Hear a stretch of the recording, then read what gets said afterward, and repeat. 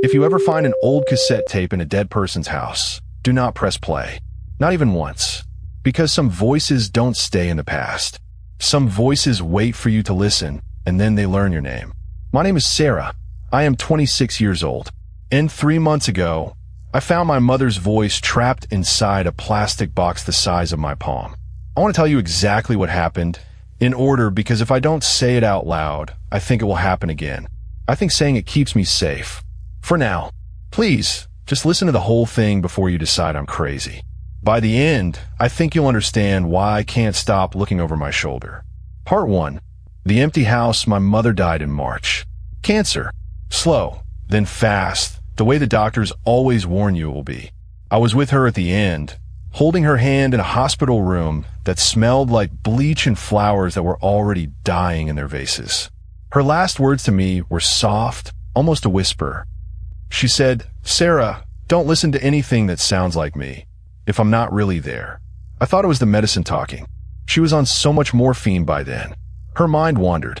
She said strange things all week, about shadows in the corner, about a man standing by the window who wasn't there, about a song she kept hearing that nobody else could hear. One night she woke up gasping and told the nurse, very calmly, that someone had been sitting on the edge of her bed, humming, and that the humming had her own voice in it. The nurse wrote it down as a hallucination, one line in a folder full of similar notes, and moved on to the next patient.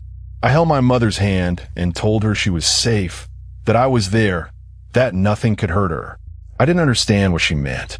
I still don't, not fully, but I understand enough now to be afraid. After the funeral, it fell on me to clean out her house. I'm an only child. My father left when I was young, and it was always just me and Mom in that small house on Maple Row with the creaky third step and a kitchen window that never closed all the way. I hadn't lived there in years, but walking through the front door again felt like stepping into a museum of my own childhood. Everything smelled like her perfume, like old paper, like dust settling on furniture that hadn't been moved in decades. Her reading glasses were still sitting on the arm of the couch, folded neatly, waiting for a woman who was never coming back to pick them up. I gave myself 2 weeks to sort through everything. Clothes to donate, furniture to sell, photographs to keep. It was slow, heavy work, the kind that makes your chest hurt, even when your hands are just folding sweaters. Some days I got through 3 boxes. Some days I sat on the floor of her bedroom and cried for an hour and got through nothing at all. On the 5th day, I went up into the attic. I hadn't been up there since I was a kid, maybe 10 years old, playing hide and seek with a cousin who has long since stopped speaking to the family. The attic was smaller than I remembered, low-ceilinged, thick with dust that floated in the one beam of light coming through a small round window. Boxes were stacked everywhere, some so old the cardboard had gone soft and brown at the corners. There was a smell up there too, something under the dust, something faintly sweet and a little bit rotten, like flowers left too long in stale water. I started opening the boxes one by one. Old baby clothes, folded so small they looked like they belonged to a doll. Photo albums with plastic pages gone yellow and cracked. A box of my father's old vinyl records, which surprised me. I thought she'd thrown out everything of his the day he left. And then, near the back wall, tucked behind a rolled-up rug that smelled like mothballs, I found a small wooden box I didn't recognize. It was old, dark wood, with a little brass clasp gone green with age. It wasn't locked. Inside, sitting on a bed of faded red velvet, was a single cassette tape. No label, no writing anywhere on it. Just a plain black cassette, the kind you'd find in a bargain bin at a thrift store. But it wasn't dusty like everything else in that attic. It looked clean, almost new, like someone had placed it there recently, even though the box around it looked like it had been sealed for 20 years, maybe longer. The velvet underneath, it hadn't even flattened the way old velvet does. It looked like the tape had simply appeared there, resting, waiting. I don't know why, but I picked it up and held it to my chest for a moment, the way you'd hold something precious. Something told me this mattered. Something told me my mother had touched this last, that her fingers had been the last fingers on its plastic edges, and that holding it made me a little closer to her. I should have left it there. I know that now. I think somewhere underneath all my grief, some small animal part of me already knew that too, and I ignored it because grief makes you deaf to your own warnings. Part 2. The first time I pressed play, I didn't have a cassette player. Nobody does anymore.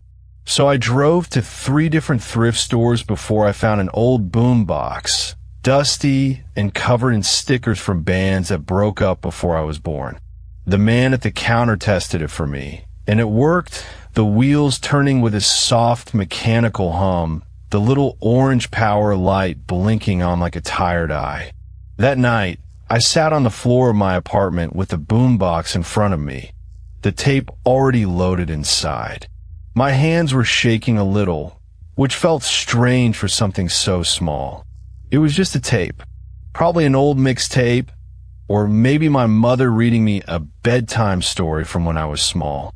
She used to record herself reading books for me when I was a baby, so I could hear her voice even when she worked late nights at the hospital where she was a nurse for almost 30 years. I pressed play. At first, there was only static, the hiss of old tape running through old machinery, that gray sound like rain on a tin roof. Then, slowly a voice came through. My mother's voice. Soft, warm, exactly as I remembered it, down to the small catch she always had in her throat when she was about to say something important. "Sarah," the voice said, "my sweet girl, if you're listening to this, then I'm already gone, aren't I? I'm sorry. I wanted more time. I always wanted more time with you." I started crying immediately. It felt like a gift, like she had left me one more conversation hidden away for me to find when I needed it most. The voice continued, talking about small things, how proud she was of me, how she remembered the day I was born, how the nurses had let her hold me for almost an hour before anyone made her put me down, how she hoped I would find someone who loved me the way she had once loved my father before things went wrong between them. It was beautiful. It was exactly what a grieving daughter would want to hear. It felt like being wrapped in a blanket that had just come out of the dryer, warm all the way through. The tape ran for about 10 minutes before it clicked off on its own, the reel stopping with a soft thud. I sat there in the dark for a long time afterward, holding the boombox like it was a living thing, replaying her words in my head, hearing her voice again and again in my memory. I listened to it 3 more times that night. Each time, it felt like a hug from beyond the grave. I fell asleep on the floor of my living room with the boombox still sitting beside me, the small orange light glowing in the dark like a tiny lantern, and for the first time since the funeral, I slept without dreaming. Part 3. Something is different the next evening. I wanted to hear her voice again. I made tea, sat on the floor in the same spot, and pressed play, already smiling before the static even started, already bracing myself to cry the good kind of tears. The static came first, just like before. Then her voice. But something was wrong. Did you sleep well last night? You always used to toss and turn when you were anxious about something. I could always tell, even when you were a teenager and thought you were hiding it from me. I froze, my tea cooling in my hands. I had tossed and turned the night before. Actually, no, wait, I had fallen asleep on the floor, deeply, dreamlessly the best sleep I'd had in weeks. That didn't match. But more than that, the tape from the night before hadn't mentioned anything about sleep at all. It had talked about my birth, about my father, about hoping I found someone to love me. This was a different conversation entirely, a new one, layered on top of the old one like a second coat of paint. I told myself I was misremembering. Grief does strange things to memory. Maybe I had just forgotten a section. Maybe the tape was longer than I thought, and I hadn't listened all the way through the first time. And this was simply a part one had missed. The voice continued. I know you found the wooden box in the attic. I know you drove to 3 stores looking for something to play me on.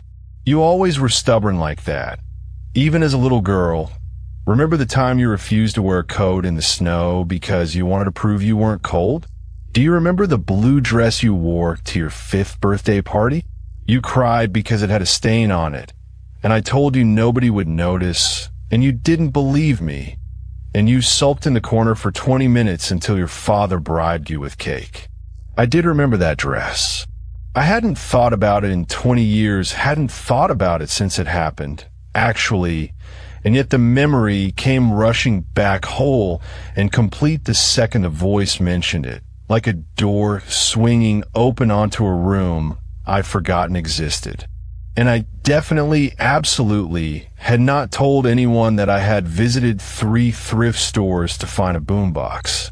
I hadn't even told my best friend that specific detail. I had only said I'd found an old player somewhere. There was no way my mother could have recorded that information before she died. There was no way anyone could have known that unless they were watching me, right now, in real time. My hands went cold. The tape clicked off again, exactly 10 minutes in. Same as before, the click sounding almost polite, like a door closing gently instead of slamming. I didn't sleep that night. I sat awake in bed with all the lights on, staring at the boombox sitting silently on my dresser, feeling like it was staring back, the way you can feel someone watching you from across a dark room, even when you can't see their eyes. Part 4. I try to explain it away in the morning. Sunlight helps. It always does. Fear that feels enormous at 3 in the morning shrinks down to something manageable once the sun comes up and the birds start making noise outside your window and the world remembers to be ordinary again. I told myself there had to be a logical explanation. Maybe the tape had multiple tracks and the player was randomly choosing which one to play, like a shuffle feature on an old machine that malfunctioned in some strange way. Maybe I had told someone about the thrift stores and forgotten, and that person had somehow... No, that didn't make sense either. Nobody could record onto an old cassette tape and place it inside a sealed box in an attic that hadn't been touched in years, matching my private thoughts and unspoken memories word for word. I called my mother's old friend, Denise, a woman who had known her since college, back when they used to share an apartment above a laundromat and split the rent by counting quarters at the kitchen table. I asked if she knew anything about a cassette tape my mother might have recorded before she died, maybe as some kind of final gift. Denise sounded confused. She said my mother hadn't mentioned anything like that, not once, and besides, my mother had been in the hospital for the last 6 weeks of her life. Far too sick and far too heavily medicated to be organizing secret recordings, let alone smuggling a wooden box up into an attic she could barely climb stairs to reach anymore. That should have scared me more than it did. Instead, some strange, hopeful part of me wanted to believe it really was magic. That my mother had found some way to reach me from beyond, to keep talking to me, to keep being my mother even after death, defying every rule of biology and physics just to stay a little longer in my life. Grief makes you want to believe in impossible things. It makes the impossible feel like comfort instead of danger, like a door left open instead of a trap sprung shut. That afternoon, I did something I probably shouldn't have. I went to the library and looked through old newspaper archives for our town, searching for anything about strange recordings, haunted objects, families losing loved ones under odd circumstances. It felt silly even as I typed the search terms into the microfilm computer. Most of what came up was nothing. Obituaries, church bake sale announcements, a decades-old article about a house fired 2 streets over from where my mother used to live. But one small clipping caught my eye. It was from almost 40 years ago, barely 2 paragraphs long, buried on page 9 of a local paper that didn't exist anymore. The headline read, "Local woman's death ruled accidental after months of strange behavior." The article was thin on details, the kind of vague small-town reporting that leaves more questions than answers. But it mentioned a woman named Eleanor Voss who had, according to neighbors, become withdrawn and obsessed with an old recording in the months before she was found dead in her home. No cause of death was listed. The article ended abruptly, as if the reporter had been told to stop asking questions. I stared at that clipping for a long time. I told myself it meant nothing. Coincidences happen. Old towns have old tragedies, dozens of them, buried in every issue of every dead newspaper. But I wrote down the name anyway, Eleanor Voss, on a scrap of paper I folded into my pocket, and I didn't throw it away for a long, long time. I decided to listen again that night. I told myself I needed to understand it, to know what it was before I could decide whether to be afraid. I think, really, I just wasn't ready to stop hearing her voice yet, and I was looking for permission to keep listening. Part 4.5. The house on Larkspur Street before that, though curiosity got the better of me one more time. I found the old address listed for Eleanor Voss in a city directory from decades ago, and I drove past it on my lunch break the next day, telling myself I was just being thorough, just closing a loop, nothing more. The house was still standing, a narrow 2-story with faded blue siding, a chain-link fence around a yard gone to weeds. It looked ordinary, sad, maybe the way old houses look when nobody has loved them in a long time, but ordinary. An old man was raking leaves next door, moving slowly, the way people move when their bodies have started arguing with them. I parked and walked over, feeling foolish before I even opened my mouth, and asked if he'd known the woman who used to live in the blue house. He stopped raking. He looked at me for a long moment, the way you look at someone when you're deciding how much truth they can handle. His name was Walter, and he told me he'd lived on that street his whole life, 71 years, and that he remembered Eleanor Voss the way you remember a storm that passed close to your own house without quite touching it. He said she'd been a normal woman once, cheerful, always waving from her porch, always bringing over extra vegetable from her garden. Then, in the last year of her life, something changed. She stopped coming outside during the day.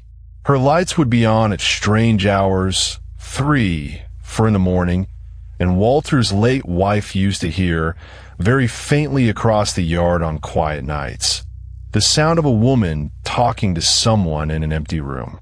Talking like a conversation, he said, leaning on his rake. Back and forth. Except there wasn't ever anybody else in that house with her. Not after her husband passed. Just her and the girl. I asked about the girl. Margaret. Walter's face did something complicated, somewhere between sadness and something older and more careful than sadness. She stopped going to school, he said. Then Eleanor was gone. Found her in the kitchen one morning. They said, though nobody in this neighborhood ever believed the official word on how it happened. And the girl, he shook his head slowly. The girl was gone before the funeral. Family came and took her, people said. Relatives from out of state. I never saw her again after that, and neither did anybody else on this street. Not once, not in 71 years. You'd think a person would come back, even once, to visit a grave. She never did, or maybe she never could. I thanked him and walked back to my car on legs that didn't feel entirely like my own. I did not sleep well that night, long before the tape ever spoke to me about it directly. Something about the phrase, or maybe she never could, follow me home and sat in the passenger seat the whole drive back, and it has never quite gotten out of the car since.